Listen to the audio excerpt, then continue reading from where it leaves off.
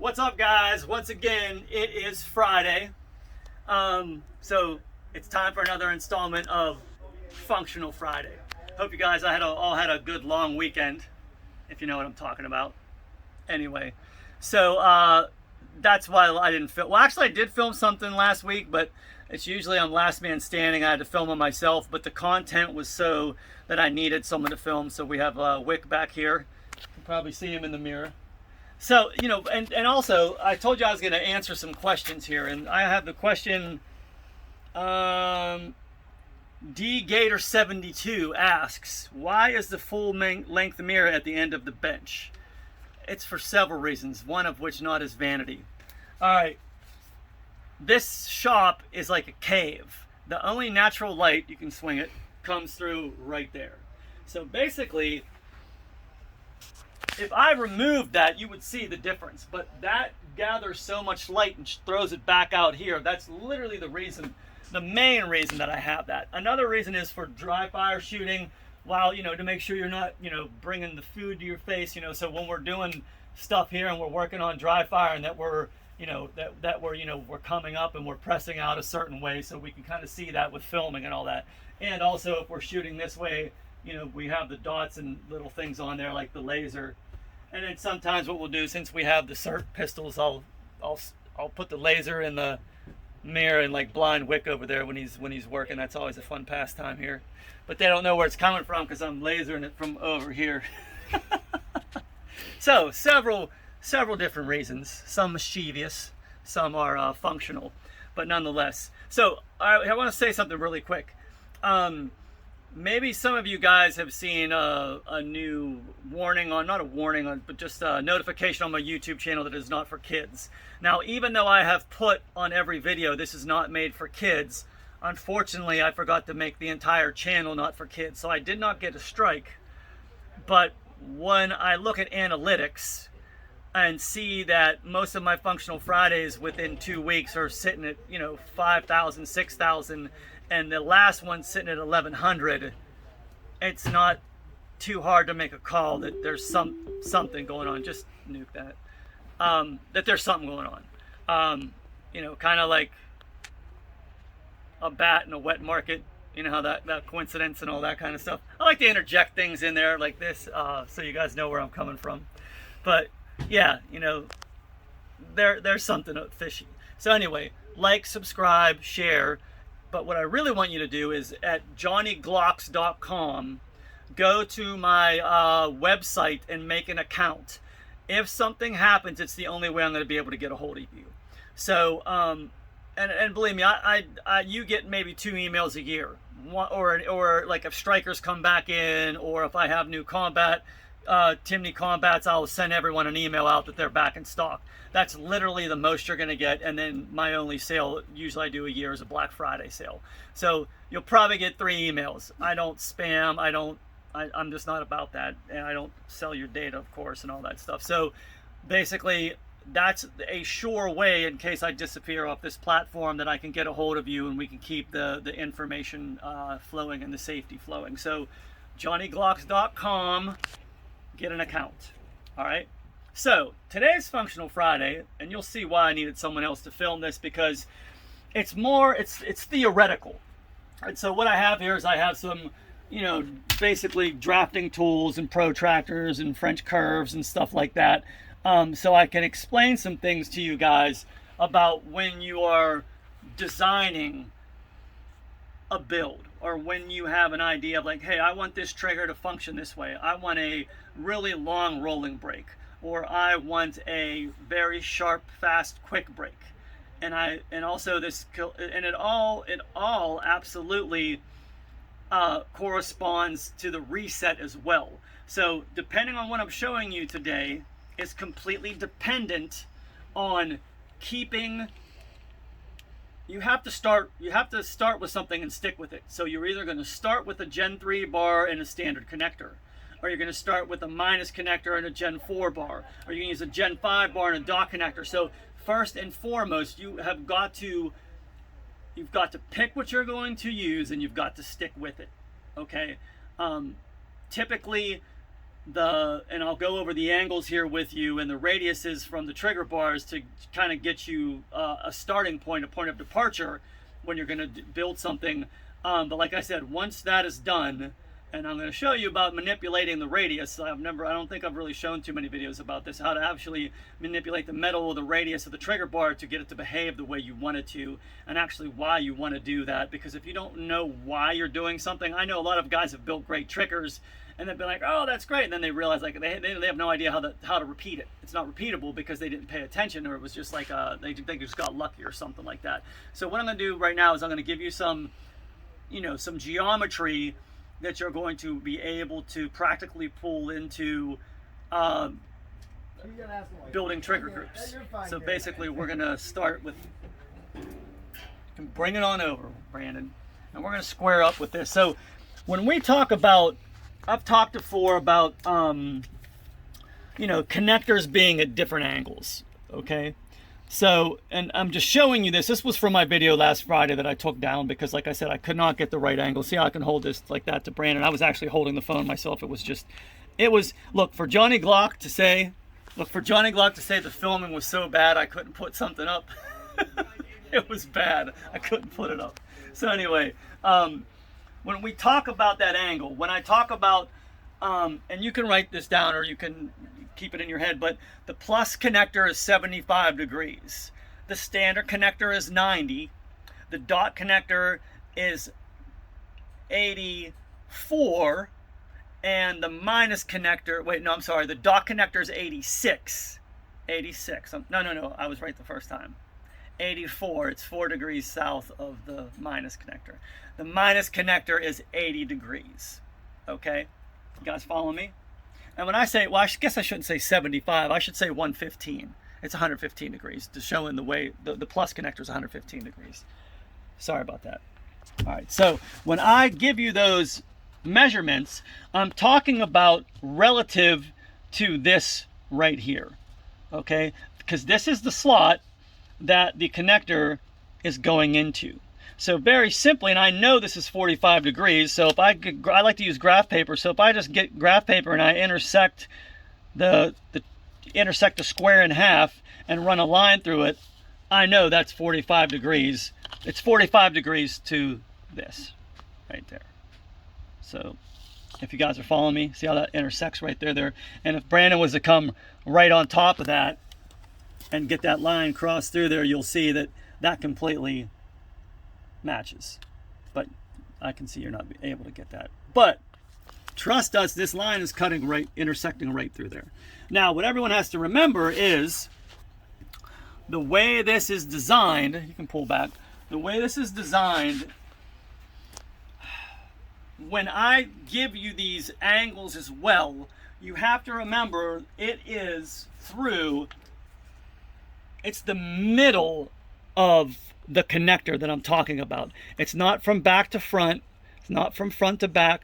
That is, I don't even know if apex would be the right term, but the middle of the connector. So if I want to draw something that is going to be the standard connector, that's 90 right there. So this is 45. This is 90 to that. If you're following the way I'm saying it, because this connector is going to cut exactly at this angle.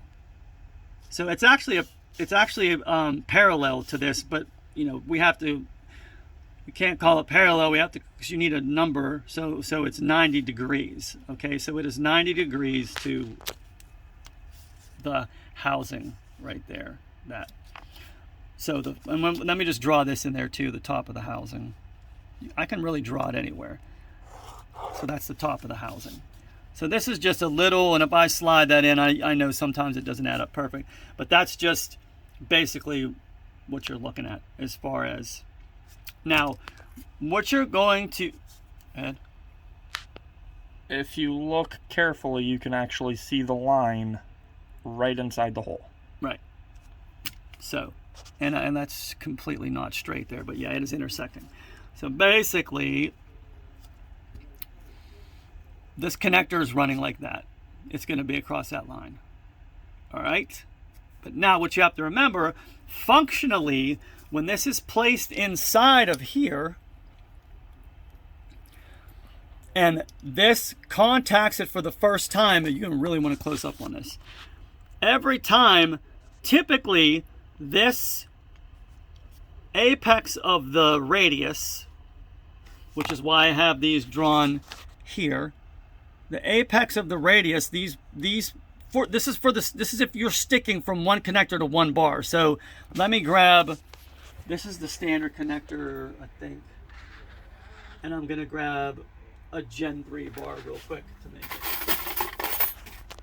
Okay, so now you're hard on time.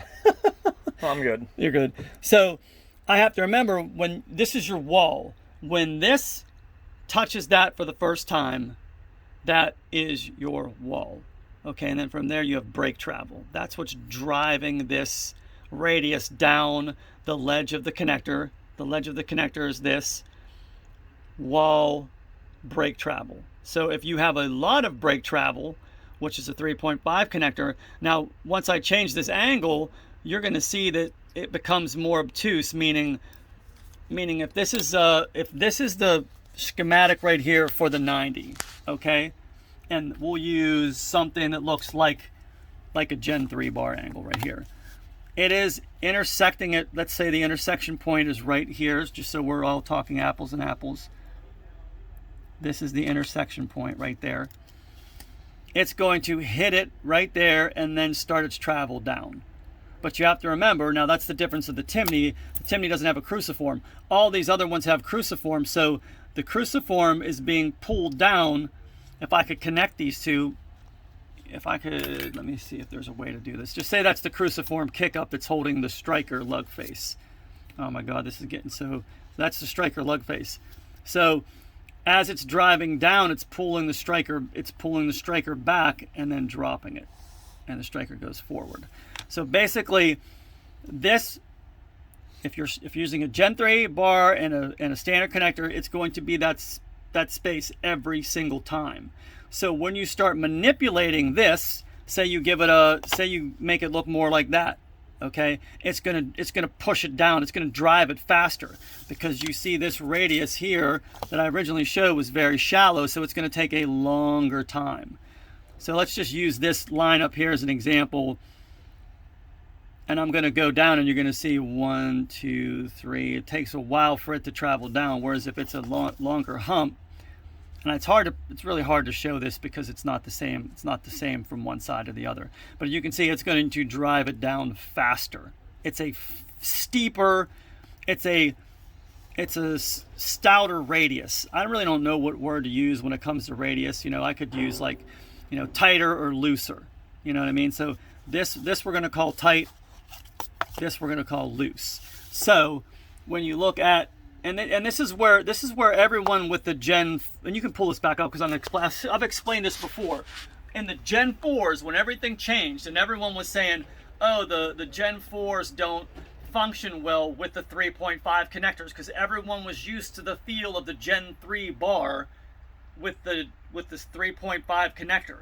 What actually happened was, and everyone blamed it on there was like an internet sensations thing going around that it was the dimple that's here on this Gen 4 bar. That had absolutely nothing to do with it, okay? That dimple had nothing to do whatsoever of why it felt differently. You understand? It's just that it's almost like, my theory on the UFO things right now is like, everyone wants us to look at the UFOs because there's something else going on. That's why the Pentagon's releasing this stuff like, oh, UFOs, and we're going to do whatever we want to do over here. Like, that's one theory. It might not be popular, but that's it. So basically, everyone's looking at the only thing that's changed that they can really see is the dimple. But what they didn't understand is what actually changed from the Gen 3 bar to the Gen 4 bar was the radius. Now, the reason they had to change that radius is because they wanted a little more forgiving of a brake. But they wanted to keep it, as every Glock is, at 5.5 pounds. So if you're going to change the radius, you have to change the connector. But really, like I said, first and foremost, they wanted to change the connector. So once they changed this to a 6-degree different angle, showing what I'm showing you here, this right here had to change to more abrupt, because now, come on, bring it in. Now, in order to keep 5.5 pounds, you're talking about 4-degree difference here and a stouter and a tighter radius there, as opposed to the standard, which everyone was used to, with a looser radius. Is everyone kind of following me? This was changed by 4 degrees, so this had to be changed. I'm not going to say anything needed to change. This was the standard. Here's the standard we're dealing with. All right, now everyone talks about the Gen 5 trigger being the best, because now if we look at the Gen 5 radius, the Gen 5 radius is different from this, and it's different from this. So when you mix this with the standard dot connector, what you get is something that's that's in between these. Actually, it's not in between these two. It's got less resistance than this, and that's what causes the resistance. Let me move these out of the way. What you feel is weight is really resistance most of the time of these two intersecting angles. Not angles, the two intersection of the angle of the connector and the radius of the trigger bar. So if I start to use the geometry as I'm drawing this out, if I'm using, you'll see why I say 90, okay? See how that says 90 right there? That's why I use the term 90. So if I'm using this as the apex right there, that dot, and I put it right here straight on 90, and I say that the minus connector is at an 80-degree angle, this is what I'm talking about. This is 80 degrees. So if I spin this from here to here, this is going to give me my 80-degree angle. Sorry about this. This is really relative to the point that it touches. Now remember, that's Gen 3 to Gen. The connector has to stay consistent. So when I say and this is where I messed up when I said 75. Now I guess I did say it right, but I also said 115. So 115 is right here. This is the abruptness of the standard of the plus connector. You can see how abrupt that is.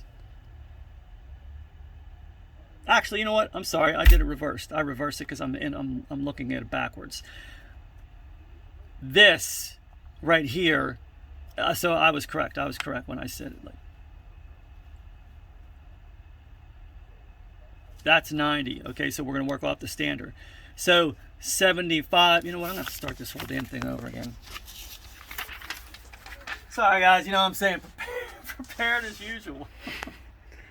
Gosh. Look, you got to say, I know what I'm talking about. You know what I mean? I'm trying to get you guys to understand. So we're going to do this again. We're going to do this parallel. We're going to make this little parallel thing.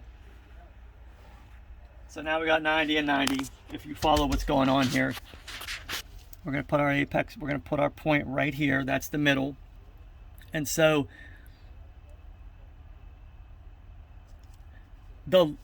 so here's the 80 I'm looking for right here. This is the 80 I'm looking for with the minus connectors actually here.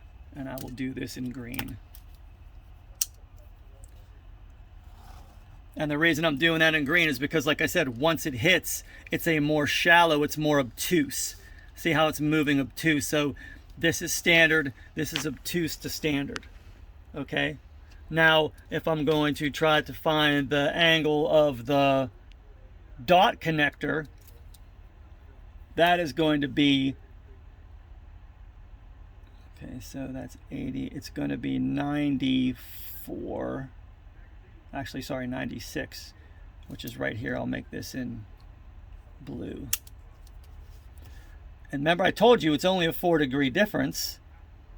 So when I draw this into here, you can see the trajectory of the break is different. So this is the standard. See how it's going down fast. This is going to have more creep. 3.5 is going to have the most creep, because what you're doing is you're having a radius intersect it. Now that we got this whole thing straightened out, if it hits it here, it's driving it quicker there. If it hits it here, it's making it more obtuse, and if it hits at the 3.5 angle, it's making it even more obtuse. So it takes longer for it to break. So now imagine if we, in red, we're going to draw at 85 degrees the plus connector intersecting here.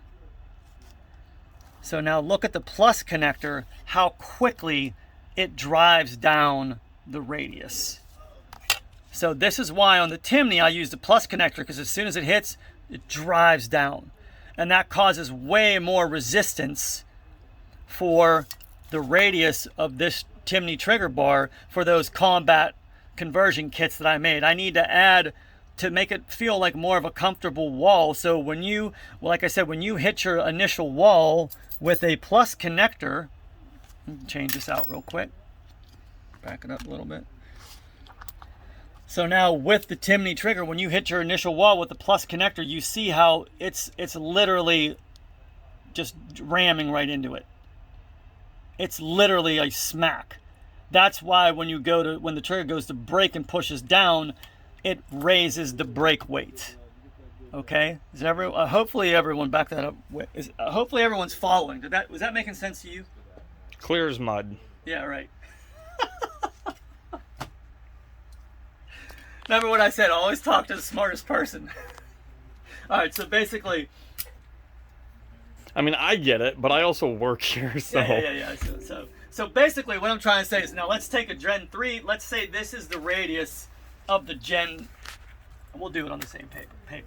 So when we're talking about when we're talking about a Gen 3 bar, remember, we got to stick to the same bar just because of the way it's designed. We've got to stay consistent. You can't go, oh, well, all of a sudden I'm going to switch. I mean, you can play around, but if you're really trying to design something, and I shouldn't say you should, but it behooves you to stick to the same exact stuff. Obviously there's some kind of tomfoolery going on here because I'm making an important point. We have to have all our cameos in here. So, anyway, next, the radius of the standard. So when we start manipulating this radius, we have to remember a lot of the stuff that I'm telling you, because if this is actually where it intersects every time. So we're going to say, I'll put a dot on.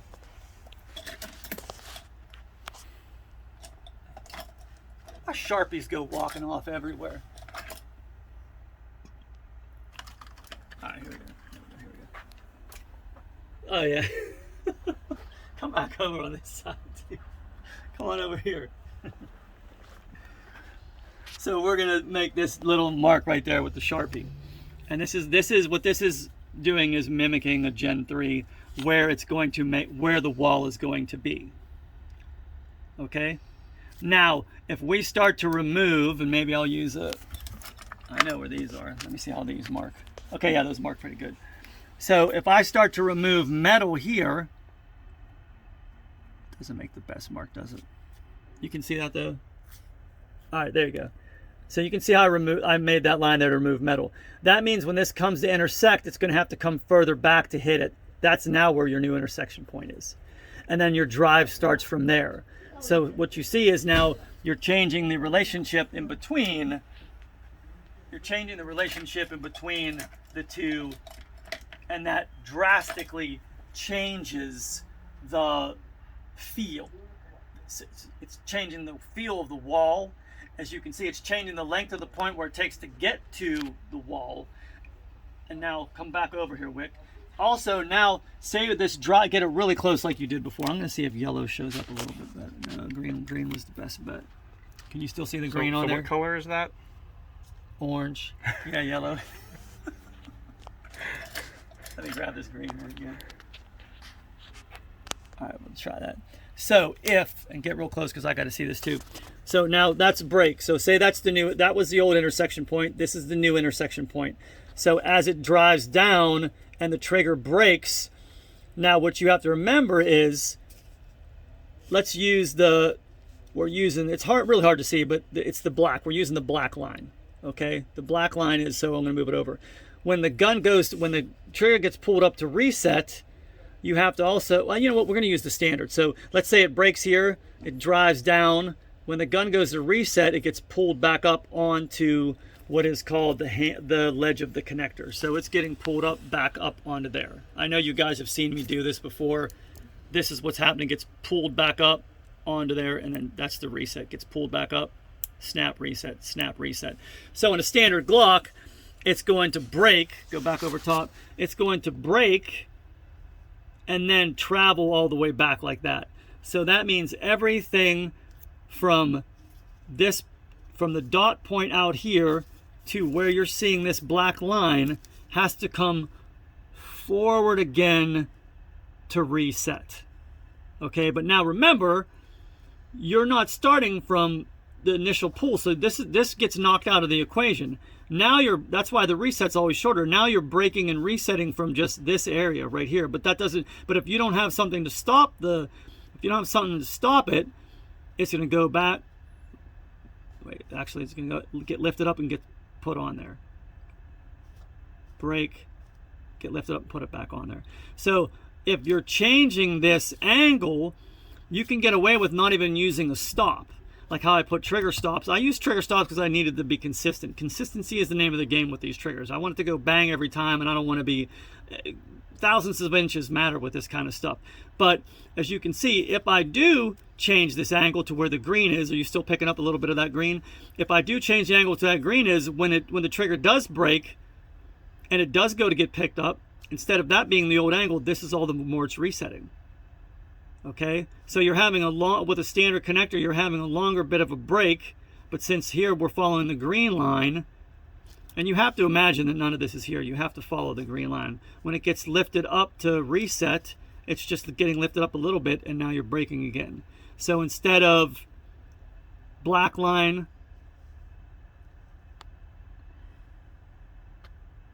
to reset, wait, I'm sorry, I did that wrong. So driving down black line, trigger breaks forward, gets lifted up to like right there and goes forward a little bit. You're doing, if you follow the green line, I'll take it to the green line, it's going to be drive down, break, and then when it gets lifted up again to the green line, and I'm not doing the greatest job of this because I can barely see the green line, you're not having to overcome because you've moved a lot of this away, a lot of this material away right here. You don't have as much material to come back over top. So that's the difference, if you guys are following me. So drives down, trigger breaks, and it's sitting here, then reset. So it's a difference between having an grossly purpose. So basically this is what I'm talking about. There's a difference in between this, when it gets lifted up, so break, and then it gets lifted up like that, as opposed to that reset. That much reset or this much reset. That's what's causing the reset. Are you getting that decent? Yeah. All right, so you guys are following that.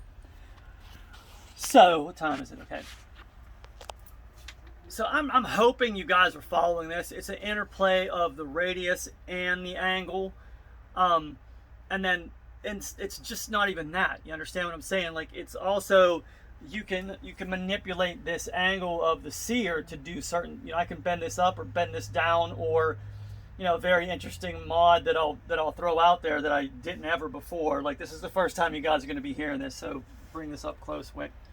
This is a doozy, guys. Or maybe I did. We're going to say this is the cruciform kick-up right here. And actually it looks more like this. All right, so that's the cruciform kick-up. That's the part of the trigger that's right here that grabs the, you can keep it on there. It's going to grab the striker lug face.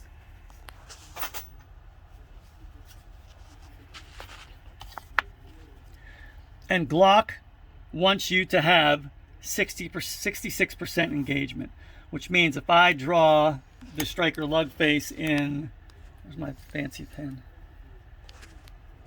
in green, that means 2/3 of this needs to be covered up by the striker lug face.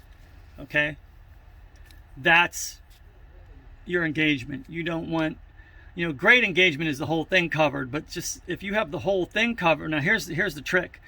Just think if I had 100% engagement, that's going to take the break longer. So let me put red here. This is all the engagement right there. That's all good. Probably shouldn't have drawn in red. But if I want to manipulate the sear to give me 100% engagement, which is super duper duper safe. So now I have 100% of the striker lug face, which is this thing, having contact with the striker. That's that mechanism. 100% right there. Okay? Now say I create that. It's really going to take a longer break. But then what you do, if you know what the heck you're doing, you do the 66 degrees, you do it a third, and if you say you would take off that much of the cruciform kick-up, so now that's gone, just so you can see exactly. Better angle here. That's gone. So you still have a very decent amount of engagement on here, but when the bar drives down, because that's what's going to happen, it's going to drive back and down. Since you remove material off the top of this, you don't have so much material to overcome. You don't have so much, you don't have all that. So think of, you know, when this bar drives down, because, you know, this is connected to the cruciform, right? I mean, the radius of the trigger bar like that. When this drives down this angle, it only has to move from here to here to get the trigger to break. Whereas before, even with 66% engagement, look how much longer the arrow is. You guys following? Wick, are you following what I'm saying? Yep. And look, it's even shorter because I did it all the way back here. So if I would take, you know, this right there as opposed to really this right here, it's a significant amount of difference from here to here than from here to here. So guess what? If this gun drops, this is not going to move off of the striker lug face. It's on. The whole thing is completely connected. Whereas Glock, you know, like the other way is like that, you know, you can have a little bit hanging off. It's the 66%, you know, 66% rule. If it's 100%, and like I said, you take some material off the top, it's a shorter break. Now tell me, that is not awesome. So if you use... It's not awesome. That's what? You said to tell you it's not awesome. I'll tell you what, man, someone was up for a promotion, but now I'm reconsidering. So anyway... That's it, man. I hope some of this makes sense to you guys in understanding the dynamics between all this. And of course, like on my triggers, you'll see as you're bringing this further back into pre-travel, you have to modify the vertical extension to allow for coming back further, or else you're going to encroach on the firing pin safety. There's a lot to consider with that. But underneath it all, you really, you know, it's really understanding the geometry, the idea of the geometry and how these interplay with one another. But along with them interplaying with one another, I can say 90-degree angle, 35, whatever. I wanted to give you this so you actually see theoretically, you know, and I hate to say theoretically because it actually does play out. A theory is something that, a theory is just a theory, right? What's a law? The law of what do they call it? What's the saying? What do people call it? Trigonometry. Trigonometry, that's it. The law of trigonometry. That's what we'll call it. Not a theory, it's a law.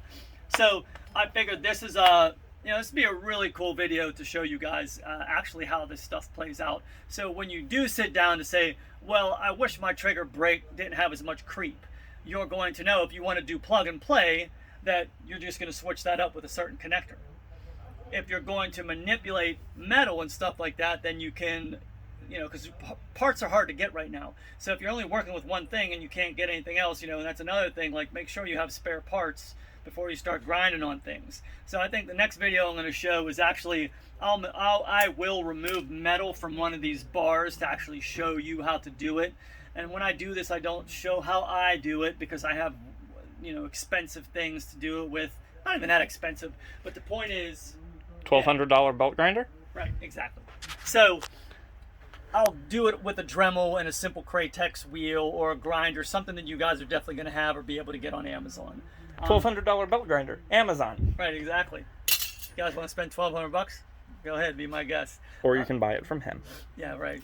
No, don't buy it from me. I don't sell it. You can buy it from him. The trigger, you can buy the Oh, trigger. yeah, we can buy the trigger and just reverse engineer it, and you'll be all good. Anyway, so that's it, guys. You know what I mean? Hopefully you guys enjoyed the video. I hope you guys have a great weekend. I know this is going to be, man, we're like 3 hours ahead of schedule here. This is wonderful. I don't have to feel nervous about picking my kid up or anything. So let me, I'll answer one more question here.